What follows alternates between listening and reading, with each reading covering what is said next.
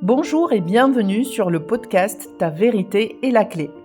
Ce podcast a été créé pour les femmes entrepreneurs et avec la voix de femmes entrepreneurs. C'est un espace de vérité, la vérité de chacune. Cet espace a été créé pour libérer la parole et partager les expériences d'entrepreneurs ayant des parcours atypiques, inconventionnels et hors cadre. Chaque semaine, nous parlons des différentes sphères de la vie d'une femme entrepreneur, depuis sa vie quotidienne à sa carrière, en passant par son parcours spirituel et sa vision du monde. Nous parlerons également de notre vision de l'entrepreneuriat en ligne, de marketing, de communication, d'accompagnement, de service client, mais aussi de finances, de développement personnel et de manifestation. Je m'appelle Dalila et je suis votre hôte. N'oubliez pas de vous abonner et d'activer la cloche pour recevoir les notifications à chaque nouvelle sortie d'épisode. Nous accueillons Céline, Céline qui est pharmacereine et qui va tout de suite nous expliquer ce que c'est que d'être pharmacereine. Bonjour Dalila, merci pour l'invitation. Alors, d'entrée de jeu, qu'est-ce que c'est que d'être pharmacereine? Pharmacereine, en fait, c'est un mot qui m'est venu soudainement. Parce que à la base, je suis pharmacienne, je suis docteur en pharmacie puisque je suis plus inscrite à l'ordre, mais on reste docteur en pharmacie à vie une fois qu'on a fait ces études-là. Et je ne suis pas dans le circuit classique de la pharmacie. On adore ça. Bon, j'ai fait un peu d'industrie, un peu plus d'Afrique et 10 ans de grande distribution. Et je savais que j'allais faire autre chose un jour. Je savais que j'allais reprendre une formation un jour, mais je ne cherche pas, ça se présente à moi. Et en fait, le mot sereine, c'était en lien évidemment avec la sérénité, parce que j'ai trouvé cette sérénité en moi, et ça change tout. Et donc, c'est un besoin d'aller apporter de différentes manières cette paix, cette sérénité, que ça soit en entreprise ou au niveau des particuliers, des collectivités, des structures de santé, voilà, là où il y a besoin. Et comme il y a besoin on va dire, réguler le stress un peu partout. Alors, j'ai des outils, et puis ce qui m'anime aussi, c'est sensibiliser les gens à reprendre leur santé en main. Donc, en fait, il y a à la fois ce côté gestion du stress, mais il y a aussi reprendre sa santé en main. On a le pouvoir sur sa santé. Et je dirais que je vais au-delà de ça, on a le pouvoir sur sa vie. Voilà. Si je peux résumer en quelques mots ce que c'est ce concept de pharmacereine. Et concrètement, très terrain, comment ça se passe justement ton activité? C'est-à-dire j'ai un outil qu'on appelle le PSIO. Alors je l'ai pas sous la main. Il y a une valise derrière moi qui est prête pour partir en intervention demain. C'est un outil qu'on m'a mis sur le chemin aussi. Là aussi, ça a été fait d'une manière assez incroyable.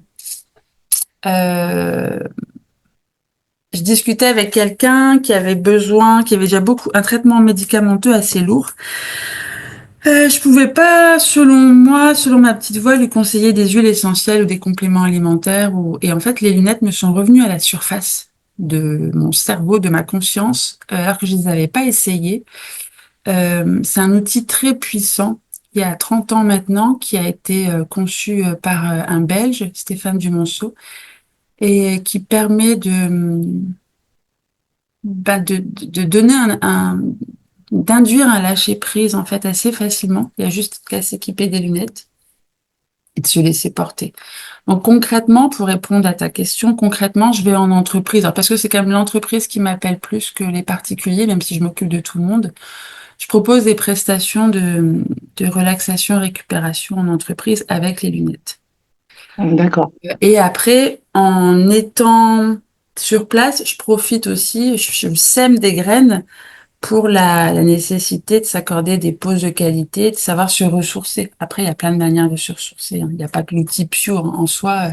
Chacun doit trouver ce qui lui correspond, mais s'accorder du temps pour soi. Prendre soin de soi pour mieux prendre soin des autres. Ça, c'est un peu la phrase que je répète constamment.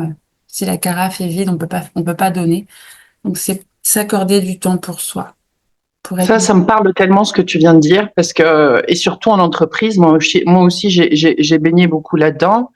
Et je vois à quel point, notamment un manager, par exemple, qui lui est pas bien, à quel point il peut devenir toxique. Et le pire, c'est que l'effet, il se propage. C'est-à-dire, je crois même qu'ils ont même pas conscience, quand on n'est pas conscient des dégâts que ça peut faire, que nous, on soit bien, non seulement sur les collaborateurs, mais aussi par effet d'ondulation, on va dire, sur la famille, la femme, les enfants de la personne et même à l'extérieur. Et je trouve que c'est désastreux parce que ça, en entreprise, le mal-être en entreprise, il est grandissant, justement, et, et la conscience, elle est basse de l'impact de ce mal-être sur le collectif, au niveau collectif. Et donc, j'adore ce que tu fais et je comprends que tu sois appelé aussi vers ça. C'est d'amener justement cette conscience-là dans les entreprises. En fait, c'est la contagion des émotions. On parle beaucoup de santé physique. Bon, ça, on sait tout ce que ça veut dire. On parle et on parlera de plus en plus de santé mentale puisque c'est apparemment une préoccupation du gouvernement l'année prochaine. Il est temps. On parle pas de santé émotionnelle. Et pour moi, il n'y a pas de santé mentale s'il n'y a pas de santé émotionnelle. C'est deux choses distinctes.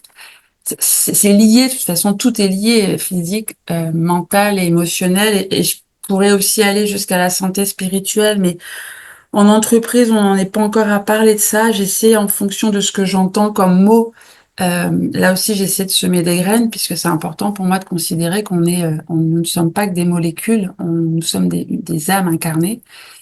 Mais voilà, selon l'état de conscience de chacun, il y a une nécessité d'y aller subtilement pour pas perdre les gens et pour pas être perçu comme perché et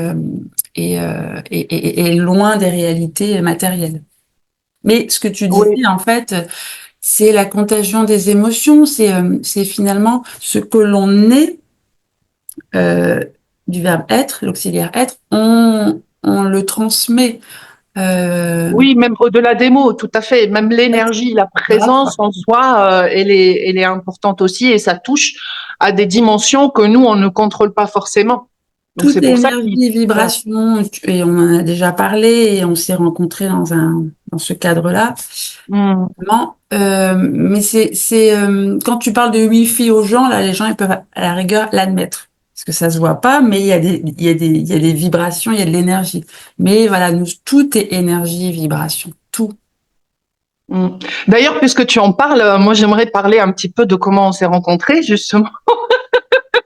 Et en fait, on s'est rencontrés chez Philippe Guimand dans un week-end synchro, nature et conférence, en fait, où il y avait des petites pauses conférences où il nous expliquait un peu la physique de la conscience, tout ça, des moments de balade en nature, des moments de convivialité. Bref, c'était un week-end hors du temps que je conseille à tout le monde d'aller explorer si, ne serait-ce que si on a cette curiosité pour un peu la connexion entre la science, ce qu'elle dit aujourd'hui, et la spiritualité, parce que je trouve que Philippe Guimand est justement un précurseur, un des grands précurseurs de ça, c'est de vraiment allier cette science et de ramener une science moderne qui prend en compte la dimension invisible de l'être. Et pour ça, je trouve qu'il est hyper inspirant et c'est là où il est mon mentor. Voilà. Et en fait, Céline, à un moment, on était en conférence et elle bondit de sa chaise et dit moi, je veux parler alors qu'on était en pleine conférence de Philippe Guimard. Et il était en train de parler, d'expliquer son truc. Et elle dit oui, mais moi, je veux partager, moi, je veux partager. Et lui, on voyait sur sa tête qu'il était hyper embêté et tout, et que ça lui plaisait pas, mais je sais pas comment, avec son audace, et elle a créé la place, quoi. Il s'est carrément levé, même si on voyait qu'il était pas content, et il l'a laissé parler. Et c'était une petite, on va dire, pause dans parce que c'est vrai que c'était assez, comment dire, très mental ce qu'il était en train de dire à ce moment-là. Et en plus, c'était le soir, donc on commençait tous, je crois, un peu à s'endormir. Et toi, t'es arrivé comme ça, pouf, avec ta boule d'énergie. Et puis, tu as commencé à parler de trucs profondément spirituels, de cheminement et tout. Et j'ai trouvé ça très touchant. Et tu sais que j'avais complètement oublié, tu m'en as reparlé quand on a échangé par rapport à la préparation de cet épisode, mais j'avais complètement oublié, vraiment, parce qu'en fait, ce qui s'est passé, c'est quand c'est pas le mental, c'est que ça vient à l'intérieur de moi, c'est comme ça que ça se manifeste quand ma petite voix, elle me guide, ou ça peut paraître complètement inconcevable et irrationnel au regard des autres, mais Ouais, ça peut paraître comme de l'audace parce que, mais en fait, quand oui. je suis retournée à ma place, là, j'ai réalisé ce que je venais de faire, mais je suis pas bien parce que j'ai été poussée. Là, j'ai C'était un un rire. élan, c'était un Mais, élan, et en fait, c'est comme ça que j'avance dans la vie, en fait. Donc, on peut croire que c'est de l'audace et quand j'ai pas l'élan qui vient de mes entrailles et qui monte au niveau de mon cœur, et je fais pas. Tu vois, et parce que ça se passe d'abord à l'intérieur et ensuite je fais. Et j'aime bien ce concept être, faire et puis accueillir ou avoir. C'est dans ce sens-là que je procède en fait. Donc tout se passe mais d'abord à j'adore ce que l'intérieur. tu dis. Je trouve ça très intéressant parce que des fois, on peut avoir cet élan et on peut le ressentir comme ça. Il est très furtif dans le corps. Mais toi, ce que tu as fait, c'est que tu l'as autorisé à exister. Euh, voilà, parce que on peut avoir cet élan. Moi, des fois, je le ressens et je me sens comme si je me contenais parce que mon mental, il prenait le pas en fait. Il y a des situations comme ça et surtout quand tu es devant quand même une figure d'autorité entre guillemets. Hein, je mets vraiment les guillemets là parce que voilà. Je voudrais pas renforcer cette perception-là, mais c'est juste pour dire que quand on est en face de quelqu'un que voilà, on peut quand même admirer ou que qu'on trouve vraiment intelligent ou qui impose quoi, on peut être justement intimidé et un peu étouffer ça.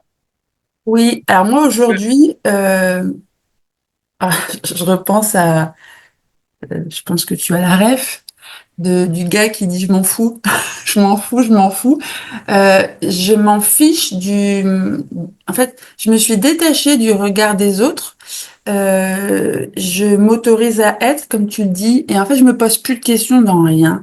Et puisque c'est un élan, et je sais quand ça se passe, si j'aurais pu ne dire, bah non, je vais pas le faire, gna, gna, gna. Mais en fait, j'ai plusieurs expériences de ma vie comme ça où j'ai eu un jour, j'ai contacté un chanteur parce que je me voyais chanter avec lui. Là, je me suis pas vue. Je me suis pas vue avec Philippe Guimand. Ça s'est fait très vite. C'est que j'ai senti qu'il fallait que je me lève, donc je me suis levée. Parfois, je sens, voilà, je vois une scène, puis je me dis, mais non, quand même pas.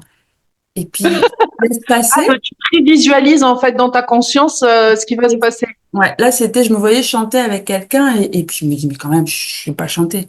Et le lendemain, me reprend. Ça me reprend et ça reprend plus fort et que je ne peux pas faire autrement que de prendre mon téléphone. Je m'en souviens toute ma vie parce que ça a été un démarrage avant de faire des podcasts. Il fallait que je libère ma voix, en fait, où je fais un vocal. Je sais même plus ce que je raconte sur le vocal. Je suis obligée de le réécouter après parce que c'est du spontané. C'est comme si, c'est pas moi qui parle. Enfin, me sens poussée à faire quelque chose, mais que je n'aurais pas décidé de faire avec mon mental, parce Avec que ta tête. c'est quand même culotté de contacter un chanteur et dire, mais voilà, je me vois chanter avec toi, je vais chanter avec toi. Alors, certains diraient culotté, d'autres diraient que c'est de l'instinct, d'autres diraient que c'est osé, en fait, c'est osé. Il y a plein de concepts pour expliquer ça, mais moi, pour moi, c'est en fait, je m'autorise à suivre l'élan en fait qui est en train de me pousser à faire quelque chose. Et ça En change gros, tout. c'est ça. Et ça se passe vraiment au niveau du ressenti. Et il y a une étape qui est préalable, c'est aussi d'apprendre à dire merde et à faire confiance aussi. Et ça passe par tout un travail intérieur aussi de se dire, je fais confiance à ça parce que j'ai vu et j'ai conscientisé ce que ça a créé dans ma vie. C'est exactement ça. Ça commence par un cheminement intérieur, évidemment. Après, j'ai pas toujours été comme ça, hein. J'ai pas toujours été sereine. Il a Ben oui, fallu. parce que toi, tu étais pharmacienne aussi, mais dans le circuit classique ou pas? T'as été quand même, Euh, il y a eu une phase de ta vie où tu étais employée et où tu Dans le vivais un peu le circuit rush. classique, pas très longtemps, un an en industrie, mais en fait, j'ai toujours voulu être pharmacienne petite. Donc en fait, cette petite voix, je dirais que je l'écoute depuis petite, où je savais que j'allais être pharmacienne, je savais que je voulais aller en Afrique. Ça, c'est depuis enfant. Donc, c'était vraiment en moi et ça s'est manifesté, mais de manière tellement... Alors, les études de pharmacie, elles ont été longues puisque j'ai fait 3 premières années. Mais bon, c'est ainsi. Je devais être pharmacienne, même s'il y a quelques années, je me suis un peu fâchée avec cette formation parce que je me demandais pourquoi j'avais fait pharma. Parce que je suis pas pharmacienne comme on l'entend, traitement médicamenteux. Donc, il y a des choses qui me dérangeaient. Mais j'ai compris aujourd'hui que je suis un pont, on va dire, entre l'approche conventionnelle et les autres approches. C'est ça, la médecine intégrative. Et tu parlais de Philippe Guimand et merci parce que pour moi, la science et la médecine, qui fait partie de la science, de demain, elle sera pas matérialiste, elle alliera le côté scientifique, mais qui bouge, pas le côté scientifique figé, là, qui n'évolue Ouais, pas, tout à fait. et qui englobera, alors, l'invisible, comme tu l'as si bien dit, et puis aussi d'autres approches qu'on appelle à tort alternatives, mais donc j'aime pas parce que c'est parallèle, c'est alternatif, ça veut dire que ça rejoint jamais, Oui, ça veut dire que oui, oui, je suis tout à fait d'accord. complémentaire. Il faut faire attention aux mots qu'on veut utiliser pour créer aussi ce nouveau. Ouais. Approche complémentaire. Et en fait, les gens aujourd'hui me demandent, mais vous, toi qui es pharmacienne, que penses-tu de l'approche énergétique? Que penses-tu de l'hypnose? Et en fait, parce que je suis pharmacienne, en fait, ça les rassure. Et rien que ça, si je peux rassurer par mon parcours, je dirais tant mieux. Ouais, Mais je comprends. je fais partie, j'ai pris position, je prends position sur cette manière de voir la santé globale, reprendre, enfin, la santé dans sa globalité, c'est-à-dire au niveau nous, matière et âme, et une approche holistique, et la santé intégrative. Je rejette pas les médicaments. Il y en a, et heureusement, quand on déclare une maladie. Mais qu'est-ce qu'on peut mettre en place quand il y a maladie et surtout avant d'avoir maladie? Bon, après, on peut évoquer le mot maladie. S'il y a maladie, c'est que il y a quelque chose qui n'a pas été réglé en soi ou qui se manifeste par le corps parce qu'il y a un mal-être intérieur. Mm. Donc, je me suis un peu éloignée de ta question. Donc, industrie, beaucoup d'Afrique, donc forcément je suis imprégnée de l'Afrique. Pour moi, quand je suis arrivée là la première fois, j'étais chez moi.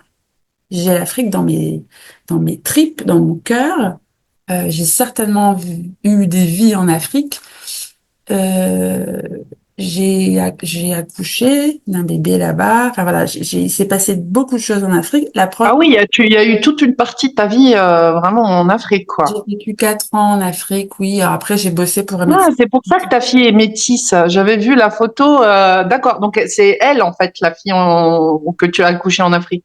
Donc, il a D'accord. fallu que j'aille à Ouagadougou. Comme déjà, je lui dis, tu te rends compte, Adèle, il a fallu que j'aille à Ouagadougou pour rencontrer ton papa et que tu naisses là-bas, quoi. Mais j'ai bossé pour MSF ensuite. Après, je suis revenue pour des raisons de sécurité.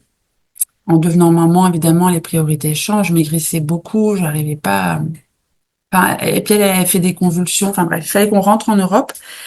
Et on m'a dit à l'époque, Céline, il recherche des pharmaciens en grande distribution. Mais j'ai dit, mais vous êtes fous, j'ai pas fait pharma pour aller bosser. Et finalement, j'ai bossé 10 ans en parapharmacie, mais ça m'a beaucoup plu parce que on est dans la prévention. Il n'y a pas de médicaments en para. J'avais une équipe en or, on me laissait autonome. Moi, c'est important, la liberté, c'est ma valeur suprême. Et, euh, et en fait, oui, c'est Attends, je vais juste du coup t'arrêter et faire une petite parenthèse là-dedans. C'est que des fois, on peut résister avec le mental et se dire non, ça, ce truc-là, j'en veux pas. C'est pas du tout, comment dire, c'est pas du tout, ça correspond pas à ce que je veux faire, etc. Et finalement, on se retrouve justement là où on a besoin d'être des fois. ouais. Et on trouve quand même le moyen d'y apprendre quelque chose. Et c'est ce que tu as vécu, toi, à ce moment-là, c'est que tu as appris plus de toi-même en sachant ce que tu voulais vraiment faire avec ton travail de pharmacienne, qui est plus dans cette approche d'accompagnement préventif de la personne, quoi. Exactement, et ça m'a permis d'être dans le monde de l'entreprise. Et aujourd'hui, avoir cet élan de continuer à y aller parce que j'ai bien conscience qu'il y a un mal-être qui est de plus en plus présent parce qu'on demande de plus en plus aux gens. Il y a l'absentéisme, un turnover, etc. Et donc, c'est tout des pièces du puzzle qui se sont assemblées et finalement qui me permettent de dire, de savoir pourquoi je suis ici-bas, en fait. Quelle est ma mission et à quoi je sers. Alors, à quoi je sers, mais aujourd'hui, j'ai bien conscience que je sers la vie déjà. C'est un Non, mais là, je vais rebondir du coup sur ce que tu viens de dire par rapport aux pièces du puzzle. Il y a, que ce soit Philippe Guimond, que j'ai déjà lu ça dans ses ouvrages, ou que ce soit des grands philosophes qui l'expliquent. Il y avait une citation à un moment qui m'avait à la fois marqué, on va dire, mais parlé comme étant un souvenir, quelque chose que je savais déjà. C'est qui dit que la vie, de toute façon, on la comprend que à rebours. C'est-à-dire que quand on suit sa voix intérieure, et j'aime bien parce que du coup on connecte avec le fil conducteur de notre conversation aujourd'hui, qui est un peu cette voix qui nous guide. Quand on écoute sa voix, des fois, ça n'a peut-être pas de sens, ou on peut résister justement parce que ça fait aucun sens pour notre mental, et on se dit mais non, mais c'est pas ce que je veux faire, etc. Et finalement, tout vient s'imbriquer d'une manière à ce que notre parcours soit justement unique et qu'il nous amène, il nous apprenne exactement ce qu'on doit savoir pour notre mission, entre guillemets, mission aussi, parce qu'on peut aussi définir mission de différentes manières. Donc, je la mets quand même entre parenthèses parce que c'est un mot qui est discutable encore. Mais on comprend souvent à rebours du temps ce qu'on a fait en suivant cette intention-là, en suivant notre petite voie. Parce qu'avec le linéaire, la planification linéaire, c'est-à-dire de maintenant et de mon passé, je vais vers le futur, c'est souvent très difficile de comprendre en fait pourquoi on a fait tel choix, pourquoi on a bougé telle chose dans notre vie, pourquoi. Alors que quand on suit son cœur, on se rend compte à quel point c'est cohérent les choix qu'on a fait et c'est puissant. Mais souvent ça vient à rebours, pas sur l'instant, mais après. Alors, souvent, après, moi, je suis quelqu'un qui cherche pas à comprendre quoi que ce soit. Donc, ça me fatigue pas. Oui, mais ça, c'est parce que toi, tu as en toi cette mécanique-là. Oui, moi, par exemple, j'ai surtout sur les dernières années, quand je suis rentrée dans le développement personnel de tout ce qui est invisible et tout, je crois que j'avais une telle soif d'apprentissage que finalement, j'ai commencé à vouloir tout comprendre. Et c'est que dernièrement que je commence à lâcher prise vraiment sur la compréhension. Parce que, en fait, ça dépend de la phase où on est. Il y a des phases où on a vraiment ce besoin de comprendre. Parce qu'on a senti qu'on était tellement éloigné d'une forme de vérité qu'on a besoin de la retrouver. Donc, ce comprendre-là, il a son rôle là. Mais à un moment donné, il faut justement lâcher ce comprendre maintenant qu'on sait, voilà, avec le cœur, voilà, voilà, il faut lâcher quoi, le laisser être. Exactement, et se laisser porter par la vie. Alors, tu vois, j'entends le mot développement personnel et j'ai toujours besoin de changer le mot. Alors, je l'employais, je l'emploie encore, développement personnel, mais j'aime plus parler de développement. Alors, développement personnel, évidemment, ça touche notre personne, notre ego, la meilleure version de nous-mêmes. Ah oui, il y a la personnalité derrière, bien sûr. Alors que l'idée, c'est pas d'être dans une personnalité, mais dans son vrai, dans sa vérité. Et j'aime bien parler d'amoindrissement personnel. Alors, c'est pas se diminuer, mais c'est en fait la personne. C'est lié à l'ego, à la personne. Développement spirituel. C'est épanouir, c'est s'ouvrir, développer, se développer, mais en tant qu'âme. Donc là, on rejoint le développement spirituel et développement relationnel. Ça, je dirais que c'est super important. C'est pas facile parce que c'est facile de rester en paix quand on est isolé dans une forêt, en mode yogi. Mais c'est au contact des autres qu'on apprend énormément sur soi. et on C'est pour apprend. ça que je dis que d'ailleurs l'entrepreneuriat, vraiment particulièrement, en tout cas pour moi, comme il t'impose d'être dans le relationnel et dans le monde extérieur et d'aller chercher les gens, d'être au contact et au service des gens, ça vient énormément travailler spirituellement la relation à soi, à l'autre. C'est un outil de développement Exact, oui. personnel, de développement. C'est vraiment un outil de développement, l'entrepreneuriat. De l'être. Et on est dans l'obligation de se connaître soi-même. Et en fait, on passe par là, toute notre vie, on passe par là. Et moi, j'aime beaucoup cette phrase, connais-toi toi-même et tu connaîtras l'univers et les dieux. Mais en fait, c'est ça pour pouvoir se développer dans tous les sens du terme, que ce soit au niveau entrepreneurial ou évoluer dans la vie. Euh, on est dans l'obligation de se connaître soi-même, donc de plonger en soi et d'aller mettre de la lumière sur ces zones d'ombre. Ça, c'est un cheminement nécessaire, qu'on le veuille ou non, ça fait mal, mais c'est nécessaire pour grandir. Oui, et d'ailleurs, pour ce ça fait mal, justement, c'est vraiment un sujet qui m'inspire beaucoup dernièrement et qui m'a donné aussi envie de créer ce podcast, hein, entre autres. C'est que, tu sais, sur les réseaux sociaux, on voit beaucoup de choses et souvent, on met un peu mais on met du bling bling et on valorise les choses qui sont bien, tu vois, mais au détriment de discuter de ce que de réellement ce que c'est que quand même c'est douloureux d'accoucher d'un projet, c'est douloureux d'accoucher de soi, c'est douloureux d'accoucher d'une entreprise. Pourquoi c'est douloureux? Parce que ça nous demande d'aller chercher en soi des parties qui sont contractées, qui sont où il y a eu des difficultés qui ont été vécues, où il y a eu beaucoup d'idées, beaucoup de convictions qui ont été créées, qui viennent rigidifier un peu ce personnage.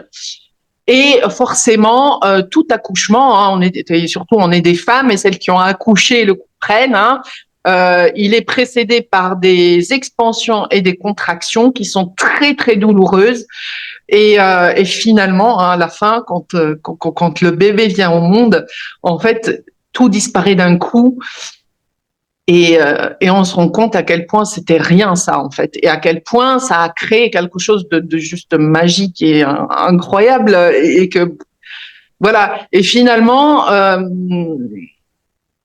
ça ne veut pas dire que dans l'entrepreneuriat, on atteint ce moment où tout est magnifique et tout est génial, parce que après, il y a aussi le bébé derrière, il faut le faire grandir, il faut s'en occuper, on dort pas la nuit, on a quand même mal.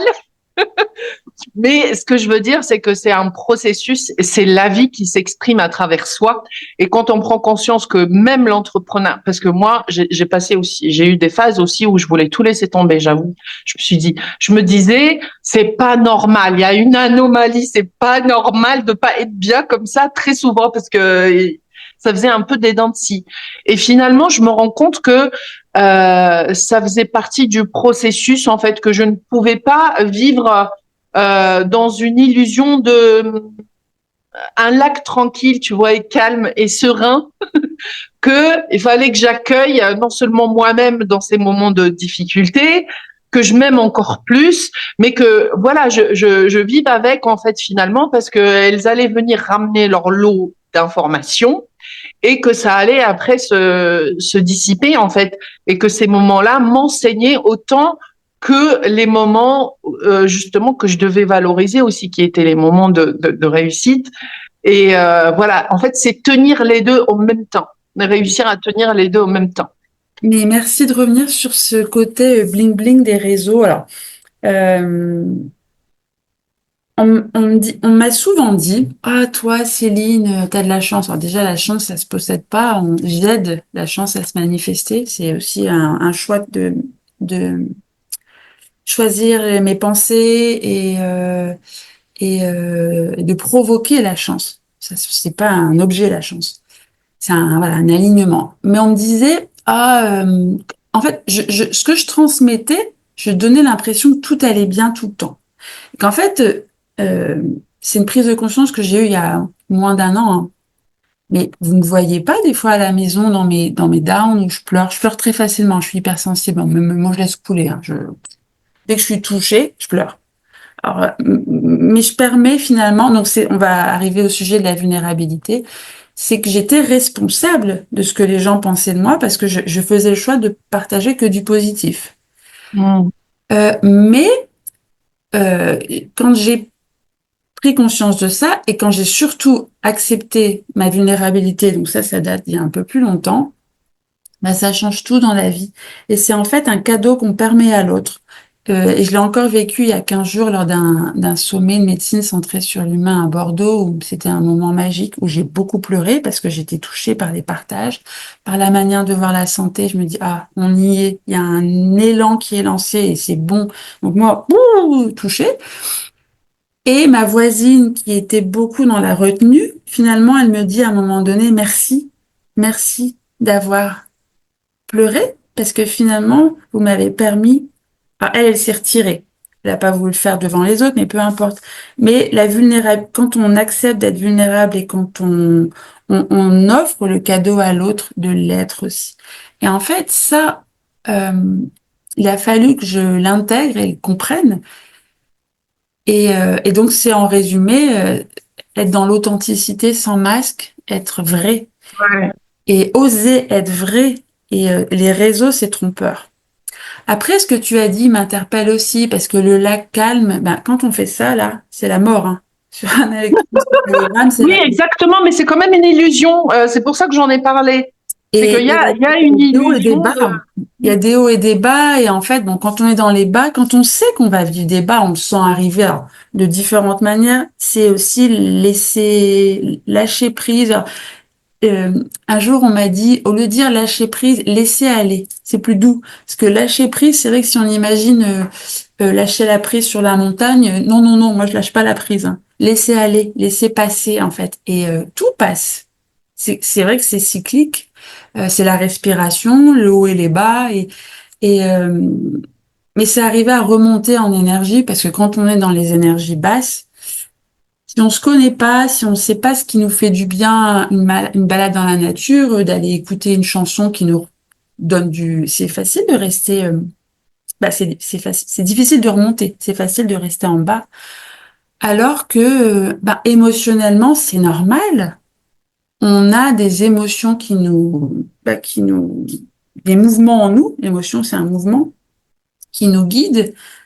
Et le tout, c'est d'arriver oui, à remonter et à pas subir ces émotions, en fait, qui peuvent nous mettre complètement. Après, le mental, il prend le relais et il va nous dire, mais tu vois, t'es pas faite pour ça, gna gna gna gna. Donc, c'est important de revenir dans des vibrations hautes, de revenir dans le cœur, dans la joie, dans la gratitude, tout ça, ce qui nous fait remonter. Et puis après, c'est reparti. En remontant dans la vibration, on est de nouveau inspiré par des belles idées. On a de nouveau de la créativité et on repart sur autre chose. Ouais. Mais tu vois, par exemple, là, ce que tu expliques, c'est vrai que c'est pas évident à gérer sur le moment, parce que ça dépend après de l'émotion qu'on est en train de vivre. Moi, ce que j'ai appris, c'est d'abord d'arrêter de me dire que c'est une anomalie que je ressente. Ça, c'est le premier point, hein. Et je pense que c'est ce qui a commencé déjà c'est vraiment d'arrêter de dire que c'est une anomalie. Et de ressentir quand même l'émotion, de lui donner peut-être son temps, c'est-à-dire me poser, vivre mon drama si besoin quelque temps, et après au bout d'un moment de me dire bon allez stop maintenant c'est bon, c'est pas génial, c'est pas nickel, mais je sais parce que je sais en plus avec le temps j'ai développé une forme de communication avec l'univers en fait, et j'ai à chaque fois les bons messages qui me viennent pour me remonter, c'est pour approfondir aussi ma réflexion. Et du coup, c'est comme ça que j'instaure une communication constante et que j'essaye de continuer à revenir dans cet espace d'ouverture. Mais quand c'est la contraction, elle est forte, c'est compliqué. Donc, il faut juste la laisser être, en fait. C'est, comment dire, mettre les genoux à terre, c'est ça le bon mot. Voilà, OK. vas-y, C'est pas fais lutter ton travail. comme tu dis, c'est pas lutter contre, c'est parce que c'est vrai que Être avec. être avec et ça va s'atténuer. Donc c'est comme tu dis, accueillir, accepter, puis après on réévalue parce que finalement ça s'atténue et en réévaluant on se dit bah, bon, bah finalement voilà et ça Et franchement, c'est source. Moi, je l'ai remarqué à plusieurs reprises. Ces moments-là, c'est source d'inspiration, que ce soit pour tes écrits. J'écris des textes absolument poignants quand je suis, par exemple, triste ou en colère. Et donc, en fait, je ressens du coup l'énergie et je sais. Et du coup, tout à l'heure, tu me donnais l'exemple de la femme qui était assise à côté de toi en conférence, et c'est toi en pleurant, en fait, tu lui as transmis quelque chose. Il y a une information, il y a un traitement de l'information qui s'est passé à travers toi, qui lui a été communiqué aussi, et qui lui a fait du bien et lui a fait s'ouvrir des autorisations et l'a guéri en quelque sorte. s'autoriser à être. Et c'est exactement ça. J'allais dire quelque chose, mais c'est parti. C'est pas grave, ça Par reviendra. par rapport à ce que tu disais, je sais plus. Parce que je suis repartie avec les 7 personnes. Je parlais de l'inspiration que ça pouvait créer aussi d'être dans Ah ces oui, moments de c'est terme. en fait c'est dans l'inconfort qu'on grandit. Si on était tout le temps bien, donc dans ces hauts, c'est super agréable d'être en joie, c'est super agréable d'être dans des vibrations hautes. Mais si on était tout le temps comme ça, on grandirait pas. Et on est quand même, enfin, c'est parce qu'on est dans des moments inconfortables et qu'on arrive à remonter dans des moments plus agréables. C'est dans ces moments-là qu'on grandit. Donc, je crois que c'est, enfin, de toute façon, on n'a pas à se poser la question, on les vit. Alors, quand on grandit, c'est aussi un concept qu'on utilise beaucoup en développement personnel. Moi, je préfère dire on s'ouvre en conscience parce que c'est vraiment ce que je ressens de ça. Et puis, C'est-à-dire que on va parce que grandir, tu sais, ça fait un peu en développement personnel le dépassement de soi, un peu, voilà. En fait, il y a rien à grandir, on ouvre en fait, on ouvre un portail, et c'est vraiment une intelligence qui s'ouvre encore plus, encore plus loin, en prenant en compte cela, en écoutant l'information de ça, de ce qui se passe en fait. c'est joliment dit, tu as raison, parce que je parlais d'amoindrissement personnel. Alors, en grandir ou c'est l'âme qui évolue, mais tu as raison, c'est une ouverture. En fait, c'est comme si on laisse notre une ouverture du cœur et une ouverture à plus grand que soi. C'est ce que donc c'est exactement ça. C'est joliment dit. C'est et puis c'est aussi on s'autorise à être, on s'autorise à s'ouvrir. Et en fait, on permet à la vie de nous traverser. On l'appelle la vie, l'univers, la conscience, l'espace-temps. Bah, en fait, pas de nous traverser, parce qu'on fait partie de la vie. Ben, on l'a Être, exactement. en fait. On est dans le champ, on est dans la vie, on est dedans. La vie nous contient. Et c'est à ce moment-là qu'on se sent pleinement connecté à la vie parce qu'on est dedans. On ne l'observe pas de l'extérieur, elle ne nous traverse pas, elle passe pas à côté, nous sommes, tu vois. Et Exactement. vraiment, Ouais, nous voilà. sommes l'océan. Nous sommes l'océan et la goutte. Nous sommes la Ouais, goutte dans l'océan. Et quelques années, alors je le comprenais d'un point de vue mental, mais je buguais en fait. Nous sommes une goutte dans l'océan et nous sommes l'océan ouais, et je la goutte. comprends. Je buguais complètement, tu sais, il y a 5 ans, je disais ouais. Et puis après, d'un seul coup, il y a comme un déclic, une révélation. Mais oui, c'est tellement ça, nous sommes l'océan. Oui, oui. Et l'océan, justement, il a ses mouvements, il bouge des fois. Et Philippe, justement, Philippe Guimont, il explique très bien justement ça parce que il parle justement du mouvement de la conscience, en fait, qui est comme un océan. La conscience, comme voilà, on dit beaucoup aujourd'hui, on est une seule conscience, mais en fait, c'est ça. C'est pour ça que je disais, la vie nous englobe en quelque sorte. Nous sommes plein dedans, c'est justement de sortir de l'illusion de ce tunnel qui est sur l'eau, qui bouge sur l'eau, qui est le tunnel du temps, et plus être connecté à cet océan directement, en fait. Mais être connecté à cet océan-là veut dire aussi connecté aux perturbations de l'océan. Et après, voilà, c'est vivre avec ça et puis rester avec, qui fait que progressivement, on s'abandonne. Comment dire? J'aime pas le mot abandonner. Oui, En anglais, j'aime plus, c'est surrender. tu cherches plus à contrôler justement cet océan-là. Tu es ça. Et tu as cette conscience. Mais c'est vrai que avec des concepts, des fois, c'est compliqué à retranscrire, quoi. Oui, mais le mot abandonné, c'est vrai qu'il n'est pas très joli.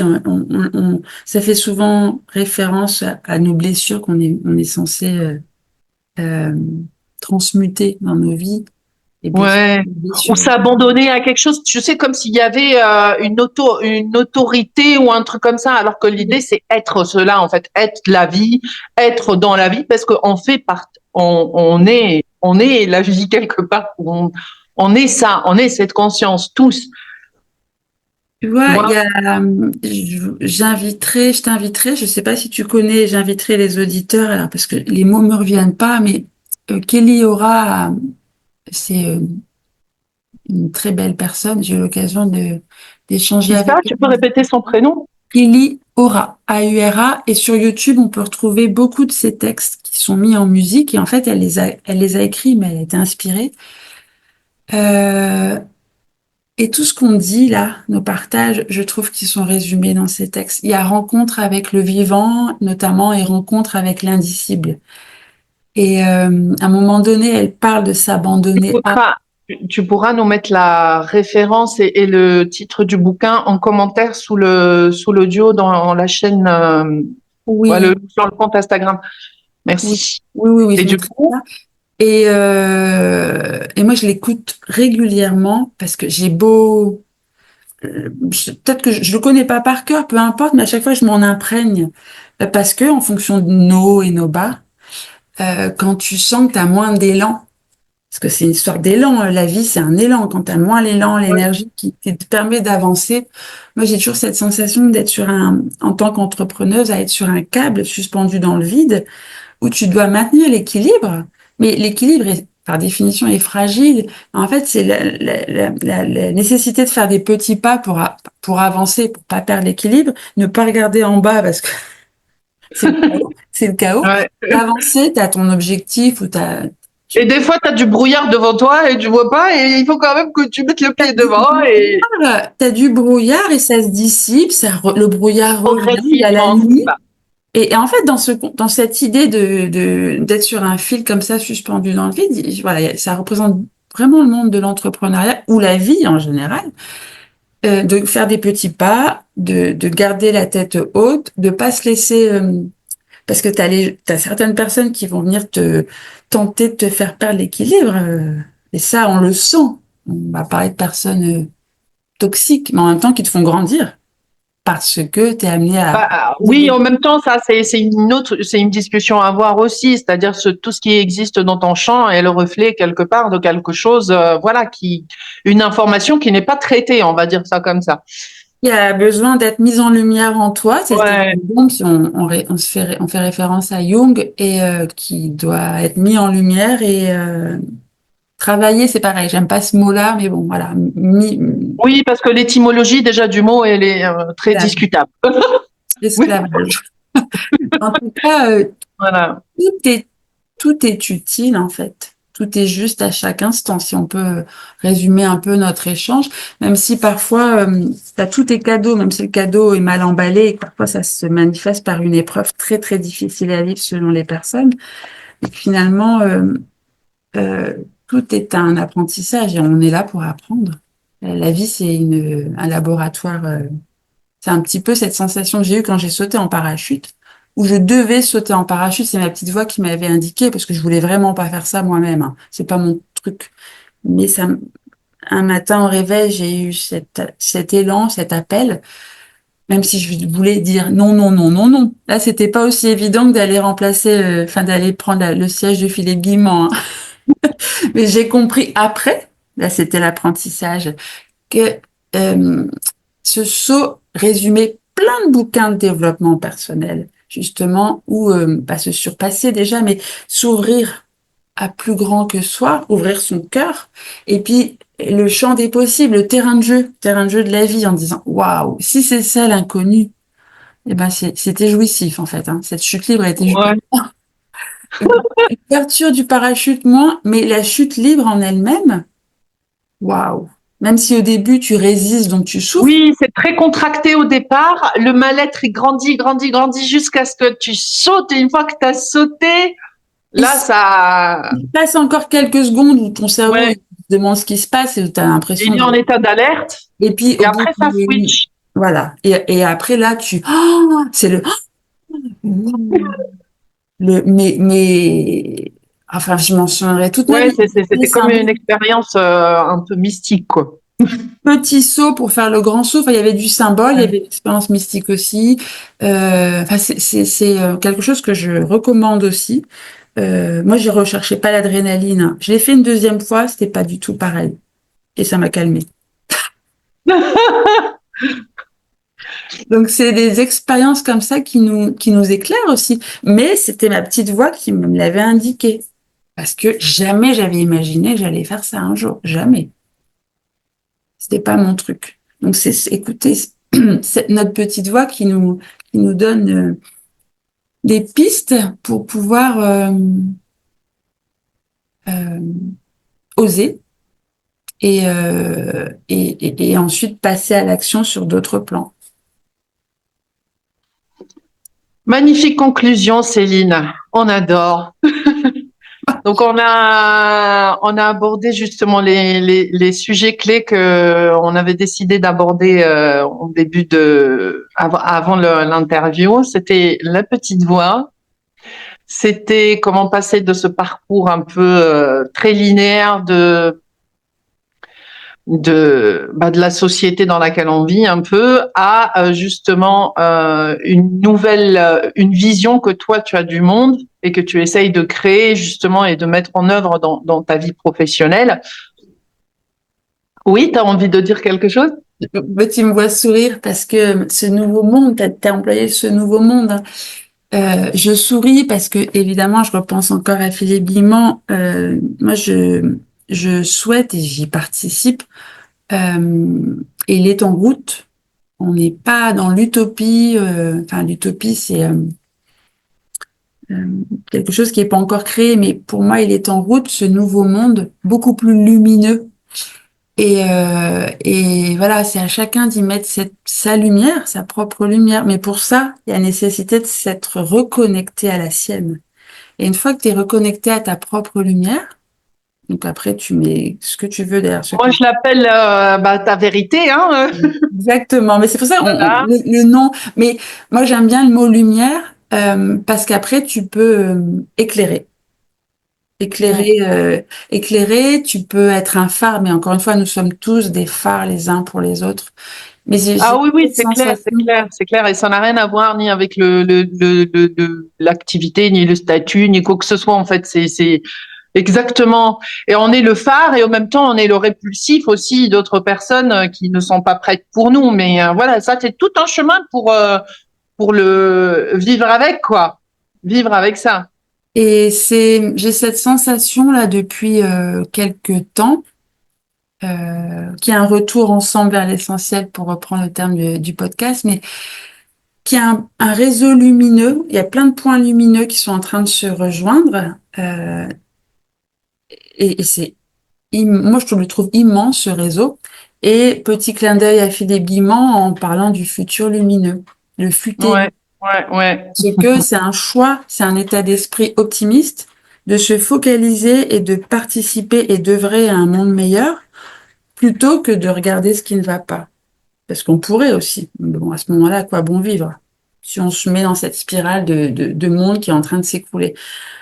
Ce monde qui s'écroule, c'est nécessaire pour pouvoir après, voilà. Mais les deux mondes sont évidemment imbriqués les uns dans les autres, mais à chacun de choisir là où il veut mettre son énergie.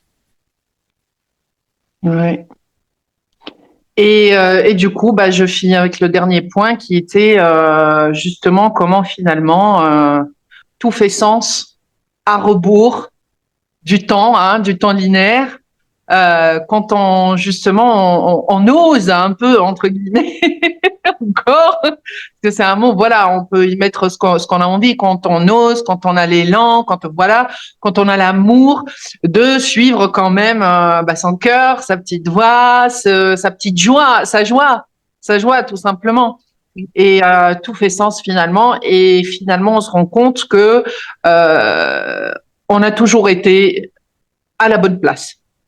On a toujours été mis là où il fallait pour comprendre ce qu'on avait besoin de comprendre, pour venir grandir notre conscience comme on avait besoin de la faire grandir, et puis de créer justement, de devenir créateur et acteur et conscient surtout de ce qu'on laisse dans cette vie, dans ce monde, voilà. Tout ça, c'est possible, à mon sens, euh, quand il y a confiance en soi et foi. Donc confiance et conscience, tu vois, le lapsus, et foi en la vie et foi à l'humanité et persévérance, parce qu'il y a ses hauts et ses bas. Donc c'est la conscience, de la confiance, de la conscience, de la foi, de la persévérance, de la motivation. Enfin voilà, c'est tout un ensemble qu'on n'a pas tous les jours, évidemment, mais après il y a se soutenir les uns les autres et puis accepter comme on l'a dit dans l'enregistrement, accepter que tout ne peut pas toujours être haut et agréable. C'est inévitable de passer par des moments désagréables en souhaitant qu'ils soient pas trop, mais voilà, c'est inévitable. Bah, bon, ça c'est vraiment un sujet à part, ça qu'on est en train d'ouvrir. Hein. Moi, je dirais que plus on vient avec une vision grande et qui nécessite d'ouvrir sa conscience, plus il faut fissurer un peu les certitudes et venir ébranler les structures qui ont déjà été créées dans la personnalité pour laisser justement de la place à plus grand. En gros, c'est ça. Et donc, il s'agit pas d'accepter, mais d'accueillir les règles du jeu, en fait, de venir dire c'est les règles du jeu. Voilà, je veux grandir, j'ai une grande vision, je veux la mettre en place, je rêve de ça, c'est mon cœur il m'appelle, je veux, enfin, ça vibre dans tout mon être. Comme pour toi de partir en Afrique, il peut pas en être autrement. Et donc du coup, j'accepte en chemin entre guillemets, enfin, où je laisse la vie se mettre en place telle qu'elle se présente. C'est-à-dire que s'il y a un retard d'avion ou si je galère à arriver à ma destination ou si il y a des imprévus qui se présentent, je continue quand même à me laisser porter parce que quelque part, je fais confiance que là où je dois être emmenée, si je le vois, si que c'est dans mon cœur, c'est que c'est forcément, je vais y être emmenée en fait. C'est l'endroit où je vais, où je suis en train d'aller. C'est pas nous qui décidons du moment, en fait, quand on parle de la notion de temps. Et ça, Ouais. ça nous fait travailler, mais toutes et tous, la patience. Plus on est impatient, je dirais plus la vie nous fera patienter, puisque c'est ce qu'on est amené à travailler finalement. L'impatience, ça. Moi je dirais, tu vois, la notion de patience, j'ai du mal avec parce que je suis quelqu'un d'impatient. Par contre, en fait, et c'est une proposition qu'a fait une de mes coachs en fait, et que je trouve géniale. C'est en fait derrière l'énergie de l'impatience se cache la connexion à ce qu'on désire. Et donc, au lieu de voir ça avec le tunnel du temps, utiliser cette énergie de l'impatience pour se connecter à son désir et le garder présent. Tu vois, c'est une autre façon de faire, mais qui, du coup, dans le champ quantique, en fait, ça permet de maintenir cette énergie de connexion qu'on a mis et qu'on a avec l'objet du désir, en fait. La motivation. Et ça change tout d'un point de vue vibratoire. De le voir comme une motivation, un élan, que de l'impatience en disant, mais ça va se passer quand? Parce que... C'est une connexion, en fait. Je suis connectée à ça. C'est fort. Tu vois, c'est l'excitation. C'est un peu l'excitation. Tu excites le vide comme ça. Comme l'expliquerait d'ailleurs Philippe, enfin, c'est l'excitation du vide qui fait que ça se réorganise au niveau de de l'espace-temps, en fait, et du multivers. Donc Et voilà, bon, ça c'est un sujet, si on l'ouvre, là, on va passer 3 heures dessus. Donc, je te on refera peut-être un autre audio pour parler vraiment spécifiquement de ces points que sont la foi, la confiance et la motivation, enfin tous ces trucs-là qui ont aussi, je pense, besoin des fois d'être revisités, un peu repensés, parce que dans le domaine du développement personnel, ils sont un peu, voilà, enfin, c'est des concepts un peu qui sont aujourd'hui déjà mâchés, pré-servis, enfin, ils sont servis comme ça et tout. Et c'est vrai qu'on rentre pas tous dedans, que des fois, c'est bien de changer les mots ou de changer leur définition. Et des fois, rien que le fait de regarder le mot avec une nouvelle, enfin, d'utiliser un autre mot à la place d'un autre, ça reconfigure complètement. Ça fait changer complètement le rapport qu'on a à ce concept-là, à ce mot-là. Et du coup, ça fait recirculer de l'énergie, ça fait du sens, ça reconnecte à la vie. Et oui, ces concepts-là, oui, on pourrait se faire un autre audio à ce sujet-là. C'est un sujet super intéressant. Hein? En tout cas, ça a été un plaisir. J'ai adoré discuter avec toi. Ça a merci, été Dalila. super. Ben, merci à toi, Céline. Céline, elle a aussi un podcast qui s'appelle Retour vers l'essentiel, où tu interviews des personnes Retour ensemble. ensemble, oui, voilà, ensemble, c'est important. Retour ensemble vers l'essentiel, où tu présentes des personnes que tu sélectionnes et que tu trouves inspirantes pour certains.